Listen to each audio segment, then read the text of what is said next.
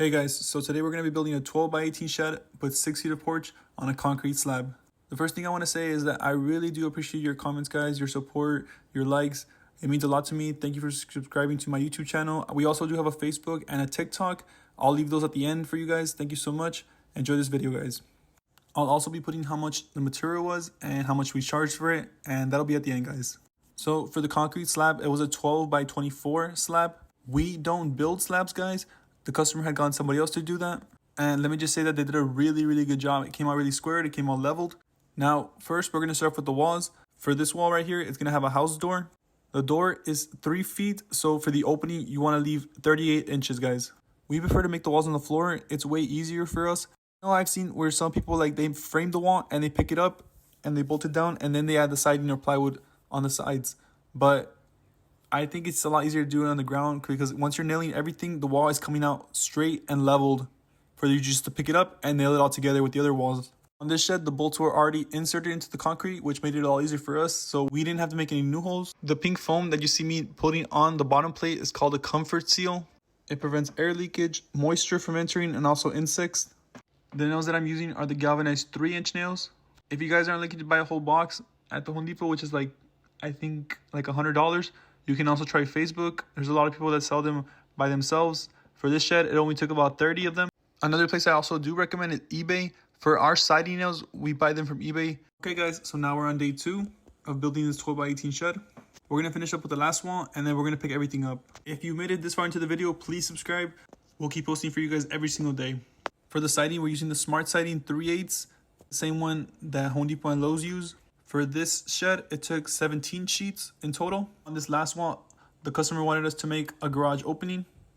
As I mentioned before in our last video, we prefer to paint the walls when they're on the ground. It's a lot easier for us because if you try to paint it when it's up, it drips down and it kind of makes a mess. For this shed, we bought a 5-gallon bucket and 1 gallon for the trim. Exterior, satin, no primer because the siding and the trim already come primed. So for the walls, we're bolting them down. We're using these washers and these nuts. This is how we do it, guys. You put the washer on, you put the nut on, and then from there, you use the wrench to just turn it, and then we just tighten them as much as we can. I had already pre-cut the hole when the wall was on the ground. It makes it a lot easier. If you're interested in knowing how I knew exactly where to put the hole, please comment, and I'll make another video on that. The bolts were a little bit too far away from each other, so at the end, we will be adding more bolts between them. So now we're going to pick up the wall with the door. I was a little bit worried about the wall hitting the customer's roof, but the customer had informed me that he chose that exact spot and he made sure it wasn't going to hit his house at all. The only issue I was having was how we were going to do the roof because it was going to end up under his gutters. But in the end, you're going to see that we actually did it. We actually were able to install the trim and we were able to put the shingles. Okay, so after picking up the last wall, this is how it looks, guys. We already bolted every single bolt down. Next, we added all the plates. On the plates, we made sure that they were going to stick out a certain distance so they could work for the porch. And then we started filling out our rafters. We always start on one side and then we start on the other. And then from there, we pick up the ridge board and then we just fill it in. On some of our sheds, we do use 2x4s with a collar tie in the middle. When it's a 12-foot span, anything bigger, we have to use 2x6s. If the pitch is higher than a 4 pitch, we use 2x6s. And this shed was a 6 pitch. Okay, so now we're going to be working on the porch. This is why we left the top plates extended, so we could do that. And the posts we used were 2 4x4 posts. I know I didn't record it, but we also did use this thing right here. It's a galvanized post base. Anyways, from here, it became pretty simple. We were just adding 2x6s and the plates to make it like if the shed was extended. And once that was ready, we started adding the siding and we added the Z-bar. The Z-bar helps to prevent water from going in between 2 pieces of siding. Next, we added the rafters, and now we could fill it in and connect it with the other ridge board. All the wood material that was used for the porch was pressure treated, and all the material that was used inside the shed was all normal, non-treated lumber, except for the bottom plates. The bottom plates had to be pressure treated. I do also want to say that for the exterior part, like the porch, we did use galvanized nails, and then for the interior, we used normal nails because there is a different price between them because a normal box of galvanized nails goes for around $140 and the normal nails that aren't galvanized go around for $80. So there is that, guys. For those that don't know what galvanized means, it means that they won't rust. You do want to use galvanized nails in your structure where it will get wet so your building won't get weaker over time. Now that we've added the siding for the back, we can start adding the plywood. In total, it took 12 sheets of plywood. Most people start off from the bottom, but on ours sheds, we always start off on top, guys. We always put the plywood on top, and then from there we continue. The customer had asked me if I could apply this metal sheet to the top of the ridge. He wanted to make sure no water got in case any of the ridge shingles came off, which is actually pretty smart. Now, as you can see, I'm applying a felt paper. I totally do recommend adding a felt paper if you're ever going to be building a shed or any structure like this, because it acts as an extra barrier against water. So this is the end result. This is what we've done so far, guys. I do want to say that we did add some skylights, but that'll be a separate video for you guys. Just go to my YouTube channel and you'll see it.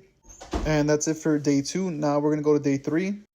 Hey guys, so this is part 3 to our 12 by 18 shed with 6-seater porch. Enjoy, guys. If you made it this far into the video and you haven't subscribed yet, please subscribe. These videos are for you guys. Your support means a lot to us. All that was left to do was just the details for the roof, like the trim. As you can see, we added the trim in the front and the back, and now we're adding like a thing called a box. I'll make another video about that, guys, if you're really interested in knowing how we make our boxes. Next is the drip edge, and then from there on, it's just the shingles. The customer wanted us to apply shingles that match his roof. He got Desert Tan 30 year. And this is how it looks, guys.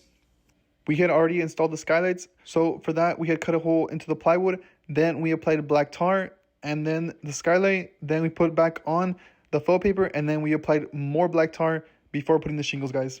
If you guys want to go see the details on how we did that, I do have another video. I will be posting that soon. Just go to my YouTube channel and you'll see it there, guys. When nailing on shingles, the best way to do it would be a staggered pattern. That's what most roofers do. As I mentioned before, for the nails, I do recommend getting them from eBay or Facebook. For these roofing nails, I get them on Facebook. I have a friend that sells them really cheap. I do want to say that for the nails, we don't make our customers buy them and include them in their material list. It just doesn't make sense to buy a whole box of nails when you're only going to use less than half of that box. So yeah, as you can see, the roof is already ready. Now all that's left is just little details like adding the trim around the door, painting. To summarize, this was a great shed. The project went well. The weather didn't get in the way a lot. The customer was a really cool guy. It just went really well. If you guys are ever thinking about doing this, I totally do recommend it. Like, this shed came out nice, so I hope this video helps you out. Please subscribe. Please like and share. Your comments mean a lot to us. If you have any questions or need any advice, please comment on this video and I will reply to you as soon as I can. And as promised, this was the material cost and this was the labor cost. Thanks for watching my video, guys. Have a great day.